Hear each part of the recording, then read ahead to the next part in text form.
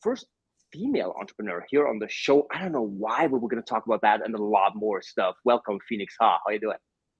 I'm doing well. It's good to see you. It's been a minute. Absolutely. Oh yeah, absolutely. It's still early morning in California, right? Yeah, it's 8 a.m. just for you. Thank you very much. Actually, not the first one saying that. I interviewed Jason, good friend of both of us, the other day, and he was like, "Dude, I usually get up at 10 o'clock in the morning, or at least I don't start working before that." All right, I'll come for Yeah, you, but only morning once. person. I'm a morning person. So it's okay. I'm okay. I'm usually working by 7:30, so this is good. All right, perfect, cool. Well, I want to dive into your journey a little bit, right? Because when we met, I believe you were still only a media buyer, right? Obviously, a pro at what you're doing. You were speaking at Affiliate World and had a lot of experience when it comes to marketing, but now you're a founder as well. Tell us a little bit about your journey and why you are a founder now. Why did you why do you want to be a founder? Yeah, I mean the journey's pretty incredible, and you've been a huge part of it, probably without even realizing it.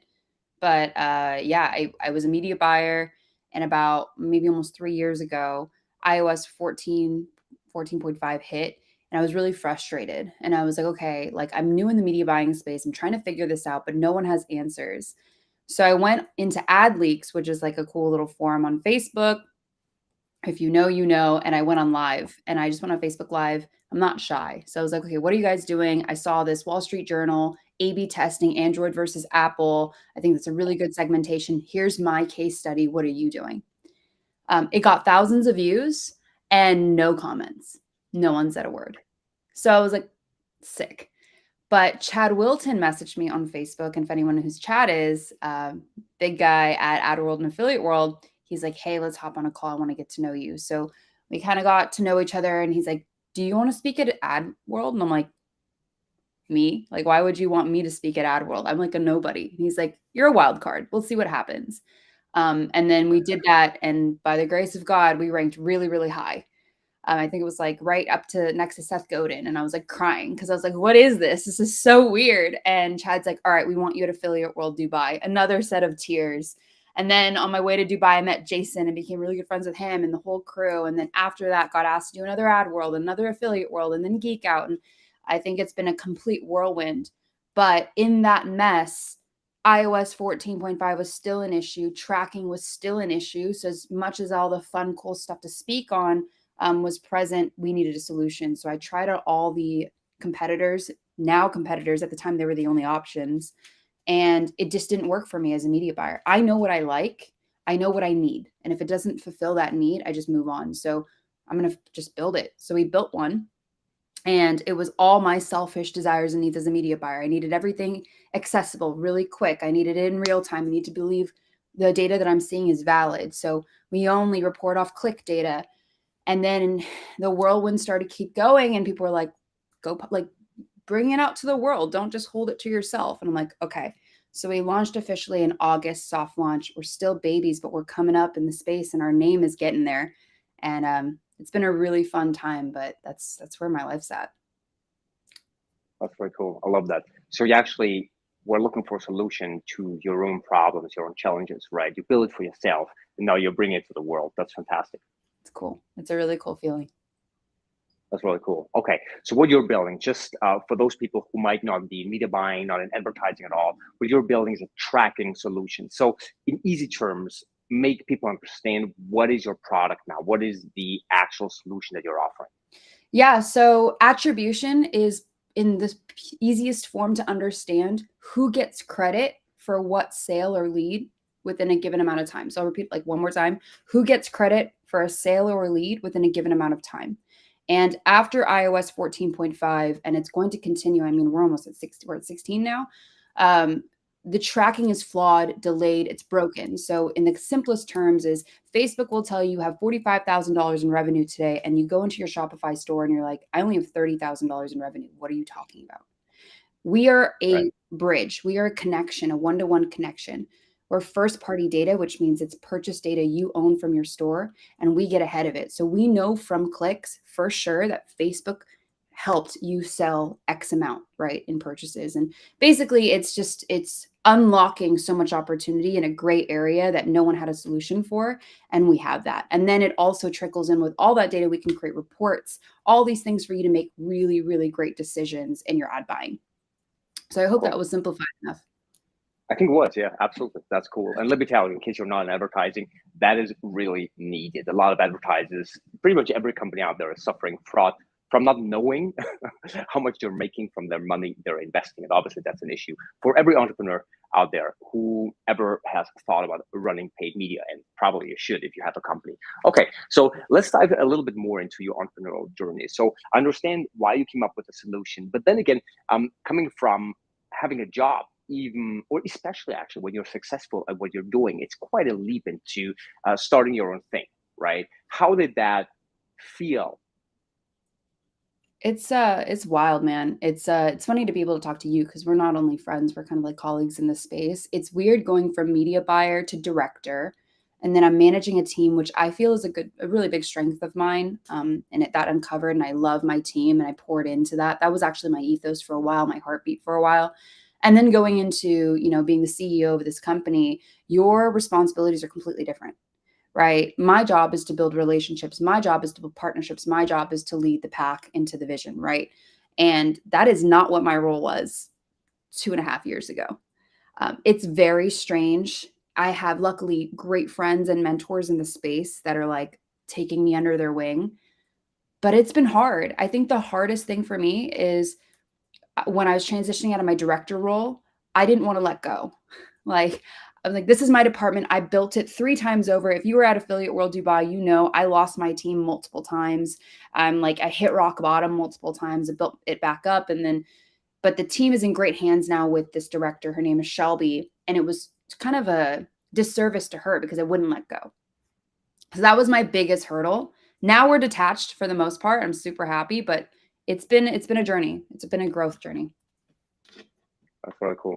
So now you're pretty much in an early phase with companies still, right? So you are taking clients already, right? So you are public, but you're in a beta phase. Is that what you said? No, so we're past the beta phase, thank God. We are taking clients. We had like a record-breaking number for what my goal was, and I'm so happy. But what we have right now is kind of an open forum. I want the best media buyers, any media buyer, to come in there and just rip it apart. I want you to tell me exactly what you want, what you don't like, what you need, because that's how it was built for us. We have an open forum through Slack, and we like everything is transparent. So we're live. We are live. That's cool. Yeah. That's cool. And I see that you're very open about the phase you're in. So let's talk a little bit about the biggest challenges that you have right now. How big is the team right now? Team's super small. We're 4. And it's Cool. it's been really great. Actually, if you count dev 6, then it's All right. You have people in house, you outsource. How do you build it? all in-house as of right now. Our BI team is pretty incredible, based in India, and I've worked with them for over 4 years. So like I know them, I trust them, and we're invested in this together. And then, also our sales team, and I'm a part of that as well. It's time to grind. It's not time to multiply in terms of internal people, and it's been working thus far. Right. That's really cool. I mean, that's really the phase that you're in right now. You have to grind, right? There's no other way. Everybody who's saying that you can build something major without grinding, at least for a while, it's probably doing a disservice, right? You got to hustle for at least the first couple of phases, right? And then you can see how differently you can build it. But that's cool. Okay. So what's the biggest milestone you're looking into? Like, how do you want to grow this? What's your vision? Share a little bit about where you're going to take this company. Yeah, my goal is to be an agency friendly and media buyer friendly company. So our idea, or what our ethos is as of right now, is we're a media buyers platform built by media buyers, powered by first party data. Right? So that is our thing, is we are here for the media buyer, which means anywhere from the agency level to the independent consultant media buyer. My goal right now is to create a community. It's not even just, I don't want it. It's kind of like a brand. Brand is a perfect example. You have a product and you have a brand. I'm aiming for brand. I'm not aiming for just product. So this is just the beginning, and what we can metamorphosize into later. The roadmap is pretty incredible. But I want people who align with myself and people like yourself to come on to the platform and go, shit, this is amazing. I love this. It actually works. And then let me talk to other media buyers in the space using it and geek out, right? That's my goal. And then over time, I want it to roll up and become something much bigger. Well, that's what What's the I big? foresee. Sorry, go ahead. No, what was that? No, you said that you want to go somewhere bigger. What's the bigger then? Like I said, community. Community is really big, but I want it to become an area, it's like a forum. Not only is it a forum, but I want to be able to give you tools AI wise. I want to be able to build something bigger. I wouldn't say like conferences or anything like that, but little niche networks within the platform. They say a platform is only as valuable as the usage, right? So my number one goal is to get you to be on there every single day. The usage is there, the value is there. Exactly. Community is key. That's my goal right now. That's like a very simple goal. And then all the feature sets that come from that, those are just going to multiply. But I want it to be much bigger than just a data tracking platform. I like that. I like that a lot. I think one of the big mistakes that I've made in the past building businesses really, and it's very stereotypical, right? But not listening enough to the customers, right? And not building lean enough, right? But trying to think we know it, right? Or listening to investors or whatever it is. But in reality, of course, right? Again, it's stereotypical, but you want to listen to the community, right? Want to listen to your customers and build alongside what they need, right? Or what you need yourself, if that is in line with the community. My thing has always been if it doesn't make sense to me, then it doesn't fucking make sense. Make it make sense, right? If it doesn't make sense to me, I'm not going to do it. However, if someone brings a compelling argument and says, this is how it is, I'm not afraid to say I'm wrong. And that's what the beauty of this community based platform is they're going to go, I really need Amazon. And I'll come back and go, why do you need Amazon? For what purpose? Well, I need this, this, and this. Okay, why though? You have it here. What can we do differently? And then something beautifully births and we have something completely different. And now that person has buy-in, I have buy-in, we have a relationship, and then they're going, yeah, add Beacon 100%. And we provide them great tech. It's a cool relationship ping pong. That's really cool. I want to dive more into the phase you're currently in because obviously entrepreneurship is very different depending on what phase you're in, right? I was just in Tel Aviv last week with like a tech company founder who I've known for a long time. He started out basically in the office next door, and now he runs a pretty big operation. I think over 100 people, very successful in his space, right? And that was just like within 3 or 4 years, right? And who knows where another 3 or 4 years he's gonna be. So in tech, things can go very quickly sometimes if you do it right. There's a little bit of luck involved and so forth, right? The phase you're in right now, I personally find one of the most fascinating because you are still like doing a lot of the things yourself. You're really like on top of a lot of different aspects of the company, and I think it's a very well, sometimes stressful, but very enjoyable part of that journey. Tell me a little bit about how your day to day looks like right now. Crazy. So, Philip, this is actually such a great question because, wow, my day has changed. It used to be going into all my ad accounts. I had a system and plan. I had a way to manage my team, manage clients, high end, and then I was also, technically, basically on an advisory board for the agency I used to be on. So, what is that growth for this agency? All of that completely changed. Now I wake up and I make sure that we have enough publicity, right? Does that mean I have to get on a podcast? This, that. I completely shifted my gears towards Twitter, which I never was on Twitter. Now I'm on Twitter nonstop, making sure that my presentations, I give everything I possibly can. And then it goes into demos, right? A lot of founders or entrepreneurs don't want to be on demos. They give people the job, right? Because that's the advice is you don't need to do it. Hire someone who's better at it. Well, let me at least get the capital to hire someone who's better at it. And I'm going to be there at the ground first. So it's going and getting demos. So it's acquiring demos and leads, and then also being on them to close. And then I have somebody else on the sales team that fulfills, right? And that has been our biggest success. That's my day. That's It's pretty cool. crazy. Yeah. That's no, that's awesome. That's awesome. I think that's so important to really speak with your customers all the time, right? And be closing yourself. This way, you understand what is needed, not just for sales, but actually for the customer, right? So, what's your biggest challenges then right now? Yeah, the biggest challenge right now is acquisition other than myself. So this is a totally different space. You're talking to somebody who's in media buying, and I'm like, I know how to acquire customers. This is so easy. Like, I wouldn't say easy, but it's a skill. And, it's building SaaS and acquiring customers in SaaS is completely different than that of D2C.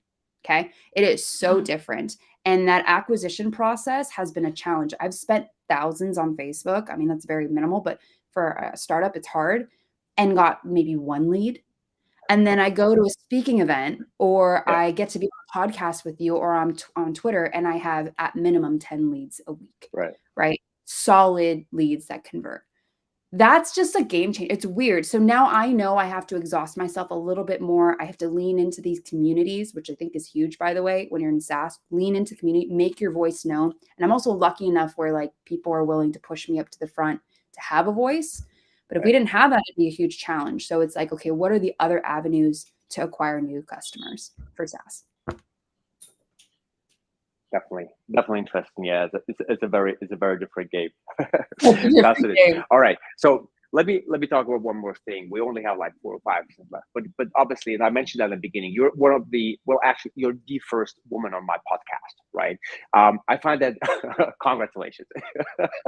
There was no strategy behind this or anything, but obviously, a lot of men are founders. There's less women in entrepreneurship, right? Mhm. So I don't exactly know what it is. Maybe you have an opinion on this.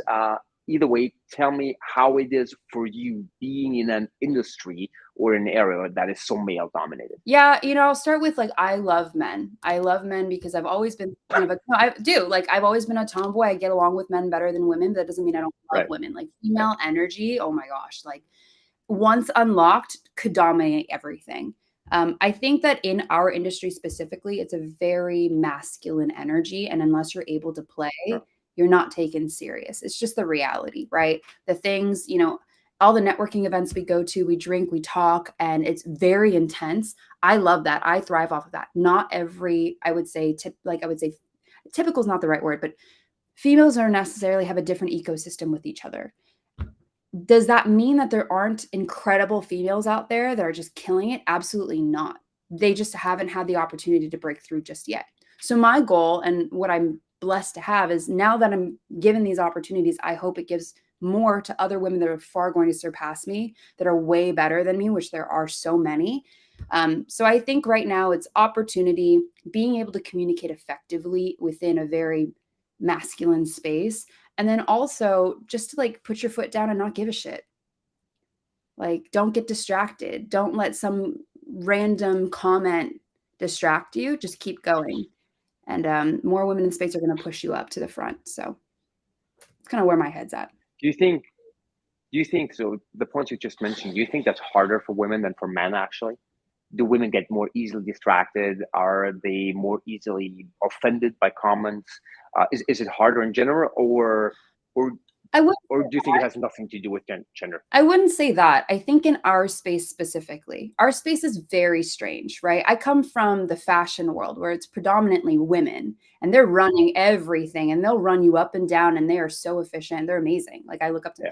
our space specifically is different, right? There are, and like it's no secret, there are comments that made. What are the three top questions? Who are you? Why should I know you? And how much money do you make? Right? That's literally what it comes down to.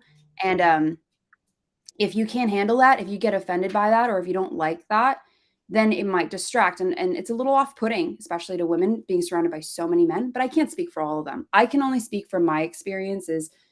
I think about my media buyers. At one point, I had all female team. And I thought to myself, if any of my women were here in my position right now, would they be game? And in the current media buying space without these conversations, I don't know if that were to be true. Now it's Mm. different. Things have changed.